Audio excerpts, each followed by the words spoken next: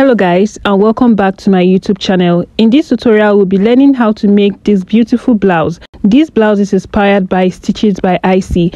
I'll be taking you through the step-by-step process on how to recreate this for yourself or for a client. So make sure to hit on your subscribe button if you haven't, and turn on your post notification to get notified whenever I post a new tutorial. With that being said, let's dive right into this. To recreate this blouse, you'll be needing about 1.5 to 2 yards of fabric. I already have my pattern here. I've already drawn out my lines to save us time. So here I have my shoulder line. This is the bust point, the waistline, and from the waistline I came down by my waist to hip measurement, which is 8.5. So this is my hip line here. From the hip line I came down by 3 inches for the full length of my blouse. I added 1 inch for hemming allowance and marked this at 4 inches. You can also mark this at 3 inches. Make sure that your pattern paper is on fold because of the type of blouse you are creating here. Now on this shoulder line, you are going to mark 3 inches for your neck width. We will not be drawing out the neckline now. Also on this shoulder line, mark half of your shoulder measurement. For me, it is 8.5 inches. Come down from that point by 1 inch and connect it back into the neck width. The next measurement you are going to mark is going to be your chest line. Make sure you place your tape there at the shoulder slope and mark down your chest line measurement. I'll be leaving the formula somewhere on the screen so you can calculate yours. So this here is my chest line. Mark half of your shoulder measurement also on your chest line so you can get a straight line into the shoulder slope. For the neckline, mark 3.5 inches as your neck width and come down by 3 inches as the neck depth. Connect this together with a curve to get your neckline.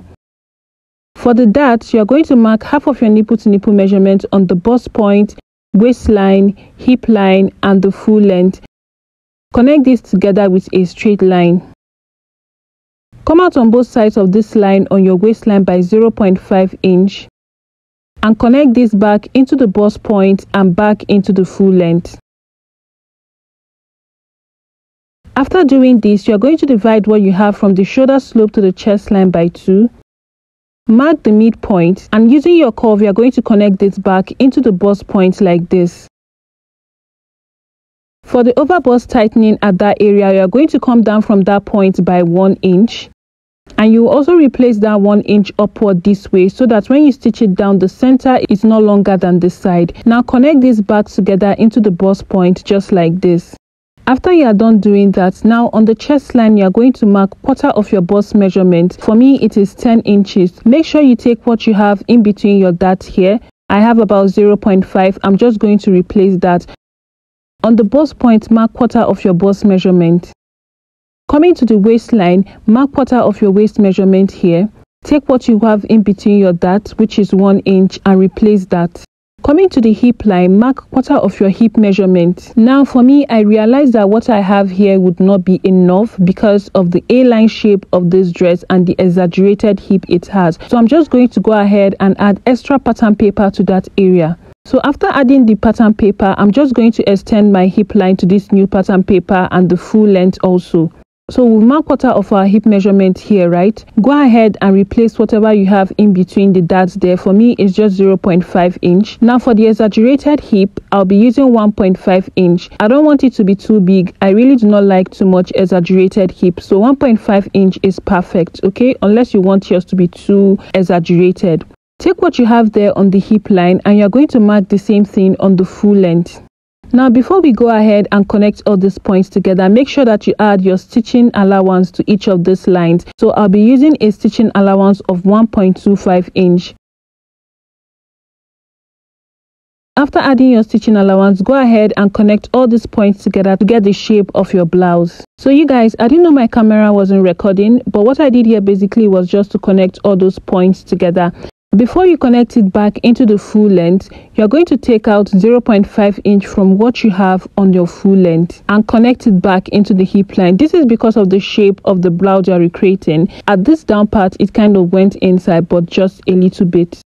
Okay, now I'm just going to go ahead and outline every other part of my pattern paper just so it's very visible for you guys to see. The shoulder to waist in front is longer than the shoulder to waist at the back, and because of this we'll be taking out a bust dart. This difference is usually 1.5 inch. This is a standard measurement, so everybody can use this. So first of all, outline your bust point like this, and you'll be coming down from this side by 1.5 inch. Connect it back into the bust point this way. We'll be shading this part here because we are going to be cutting this out later. Coming to this armhole area is not meant to be straight, so using your curve, just curve it in a little bit like this. You can see how I did that. Go ahead and do yours the same way. Now go ahead and cut out your pattern paper. Make sure you watch to see how I'm cutting this out because we are not cutting out everything yet, okay? So just watch to see how I'm doing this.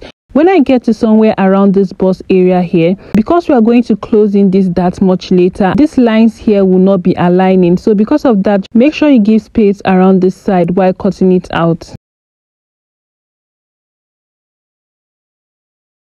After cutting it out, go ahead and open up your pattern paper like this. Now what you have here is your full front pattern. What you'll be doing now is to replicate what you have on this side to this other side. After doing that, this is what you should have. I'll go ahead and just label my lines, especially the sides that I cut out the labels. I'm going to label the right and the left side of my pattern paper also. So after labeling this, you just have to determine where you want the main curve to be. So I want mine to be going up towards the right side. You can use either the left or the right side. It depends on what you want. Now from the waistline, come down by 3 inches here. From this 3 inches point, we are going to be creating a curve just like the one we have on the blouse we are recreating. Make sure that you use your pencil while doing this so that when you are satisfied with your curve, you can now proceed to maybe use your marker to outline it. When you get to this point here, make sure to close in your darts because we'll be stitching in our darts, then continue creating your curve. I'm just going to do this until I'm satisfied with what I have here.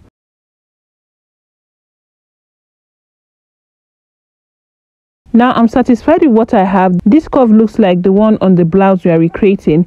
Now I'm going to just use my marker and outline this. To create the curve on the other side, first of all close in your darts because we'll be stitching in our darts. Place your curve there also and create your curve until you are satisfied with what you have there. After doing that, I'll just be using my marker to outline that curve there.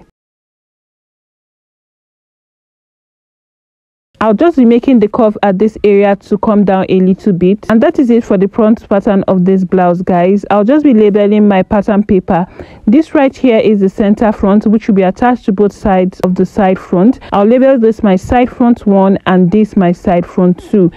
Now go ahead and cut out your pattern paper. Make sure to watch how I'm doing this to know how to go about yours. Now for this bust dart area, to close up the dart, I've already gone ahead to open this up along my bust line. What you'll be doing here simply is just to use this to close up the dart like this and tape it down. You'll notice around this area here that the lines are no longer joining, so just use your pen or your marker to make the lines align together like this. Then go ahead and trim off the excess.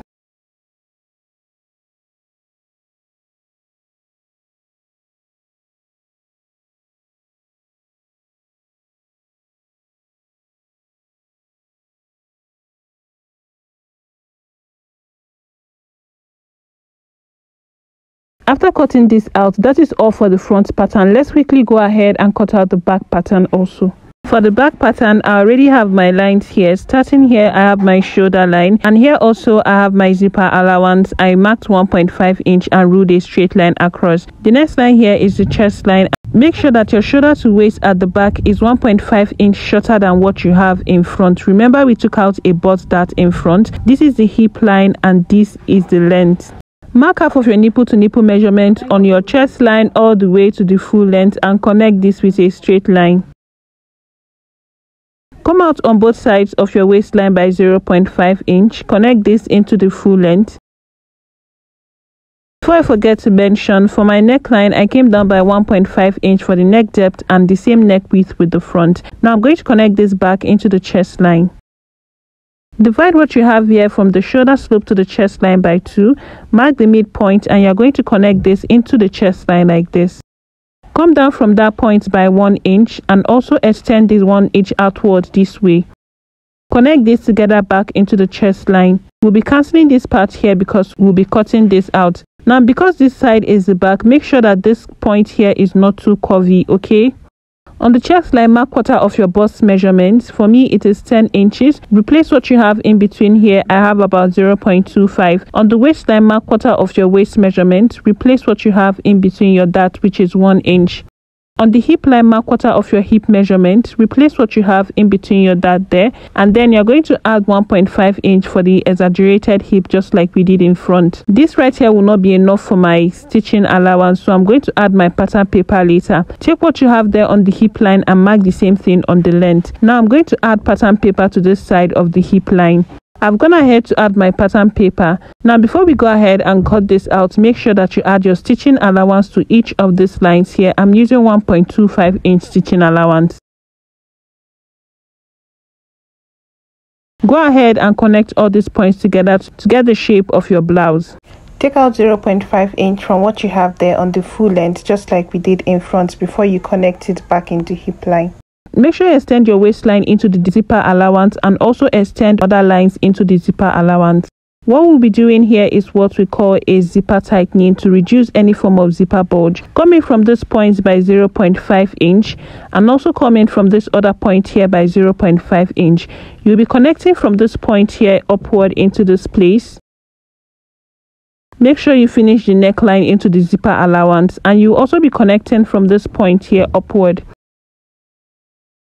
Now, before we connect this downward to the length of our blouse, we'll have to determine where our zipper is going to stop. Now, usually this is the long length of zipper you would see in the market. I know there are longer ones, but it's quite hard to find the long one and in the color you want it. Most times, this is the size you find in different colors. So what I'm going to do here basically is I'm going to just check where the zipper is stopping. So it's around this area. What I'll do is to come up from the hip line by 1.5 inch.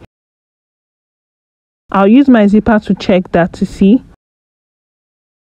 I'll just increase this to 2 inches. Now this is where my zipper is going to stop. And from this point here, I'll just connect a curve into the length of my blouse. I'll be using my pencil to do this, and then I'll just use my marker to outline it. So this right here is where my zipper is going to stop. So I'm going to connect what I have there to do from the waistline into this point here where my zipper is stopping. So this is my zipper allowance. We are done drafting out the back pattern. Just go ahead and cut this out like you see me doing here.